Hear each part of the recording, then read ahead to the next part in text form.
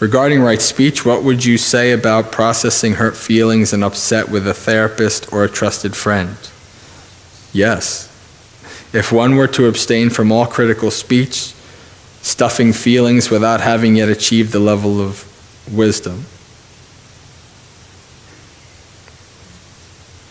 Insight, to simply transcend them, there might not be enough support or insight from without to have a genuine peace. Are there no stepping stones between being a new Buddhist / mindfulness teaching or striving for enlightenment? Now, what I will say is this: you never want to suppress your feelings. The suppression is not part of the practice. What you want to do is, if you something happens, somebody says something to you, and there's anger and there's resentment and these kind of things, you're not going to be like, I'm not angry. That doesn't work. That's not. You're going to be angry. That's okay. That's part of the practice. You're examining that, and you know what? As you practice, like a year or two later, and then a similar situation happens, and you're like, oh, I'm not as angry. And you realize, like, oh yeah, this practice is actually helping me. And so what I would say is, like, if you have anger, if somebody has done something harmful to you, it's not necessarily meaning that you shouldn't act in a certain way. You shouldn't do something, to protect yourself or protect others or that kind of thing. It's not saying that, you should just be like, whatever they say or do is like, oh, okay, you can just push me over. That's fine.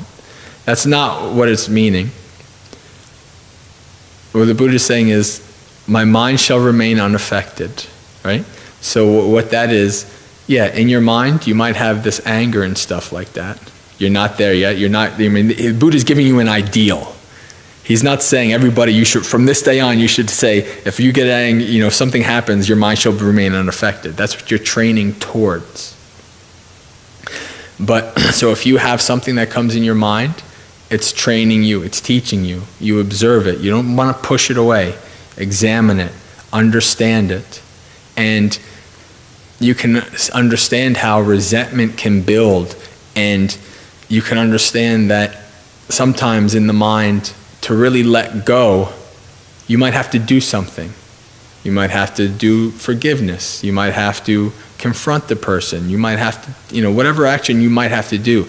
But the key is that you want to do it not caught up in the moment, caught up in anger and aversion and all these kind of things, but you want to do it after careful thought, with mindfulness, with metta and compassion.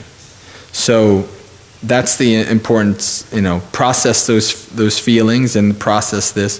Therapy is great. I did 4 years of therapy myself, and I worked with many therapists in my previous career, Child Protective Services. It's such a stigma, unfortunately, that people, that's why I say, I don't care. I tell you straight up, I did 4 years of therapy. I'm fine. Well, I'm not fine. Nobody's perfect. Nobody's fine, but it helped a lot. And also, my Buddhist practice helped, I would say, just as much as well, and my own. So, I would definitely say being able to speak to somebody you trust about those feelings and working through them is important.